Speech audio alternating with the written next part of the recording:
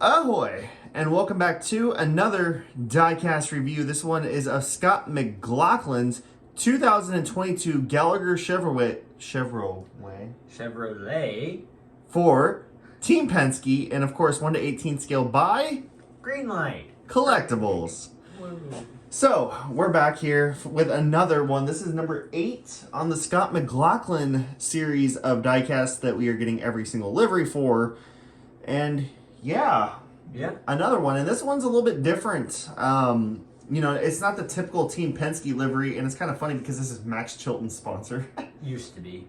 Wasn't one of Max Chilton's family members like the head of Gallagher? I think his dad started it or something like that. It's sad when your own dad doesn't believe in you anymore.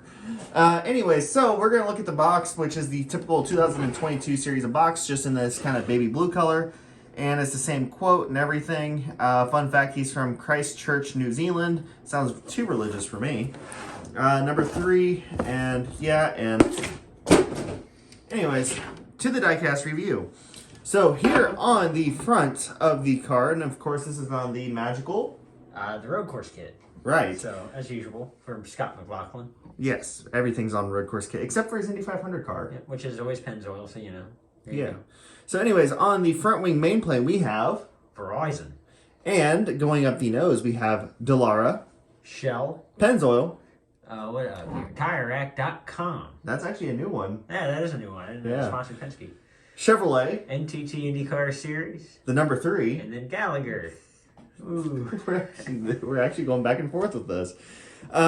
So we actually do have kind of a darker blue stripe with the white stripe with this one. Kind of breaks it up a little bit.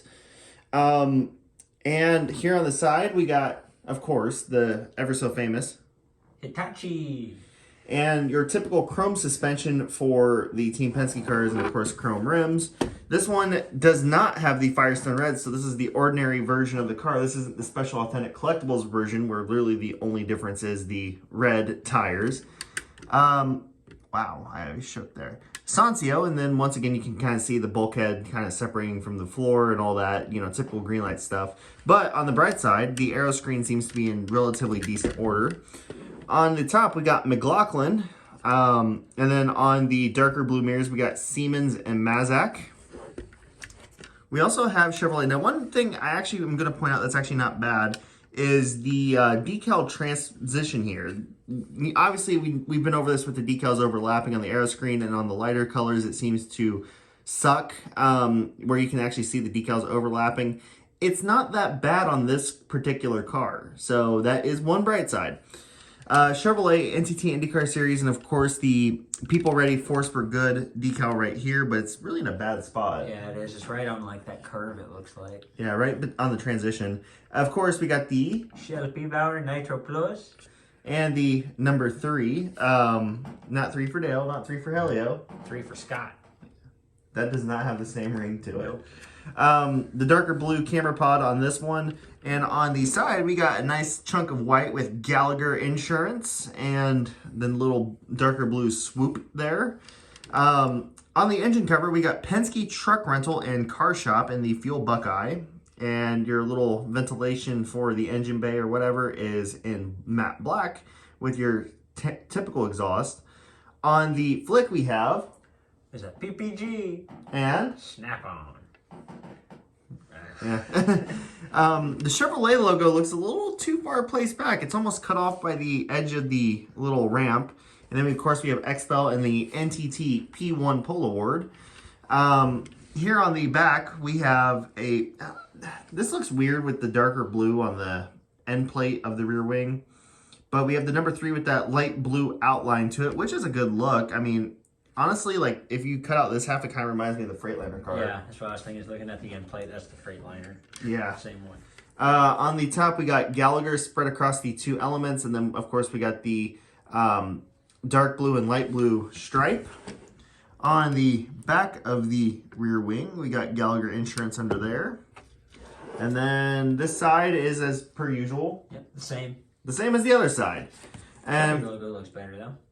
Chevy logo looks better. Oh, hey, by the way, the Speedway logo. Oh, yeah. Yeah. It's soon to be on. Also, I think it's worth mentioning this car has the updated steering wheel. I was about to get to that. Oh, okay, sorry. And this one's number 241. And of course, if this, at least this floor piece was made in 2017.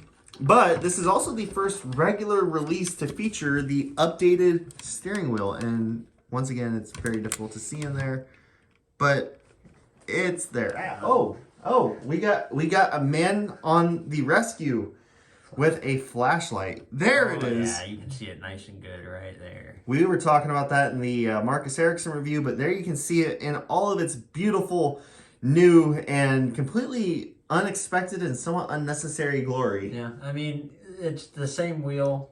They used the same wheel from 2003, their 118 debut up until 2022. Happy to see a new one, though. It's the little things that count, I guess. And actually, might as well throw in there is Car Shop and Penske Truck Rental here on the Finn, just like every other one, every other Penske diecast. But yeah, let's talk about this car. It's definitely a weird one. It only raced twice. I don't know if we're going to get it next year. It raced at the, of course, Gallagher Grand Prix of Indianapolis, aka the unnecessary IndyCar race. And it also raced at Detroit, which was its debut.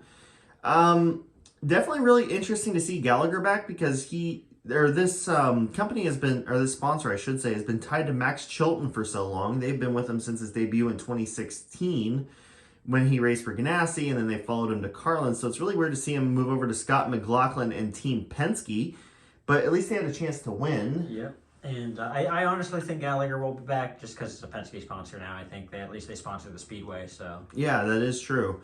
So yeah, it is definitely strange to see this car, but you know, it's here and we have it in diecast form to kind of forever remember it as being such.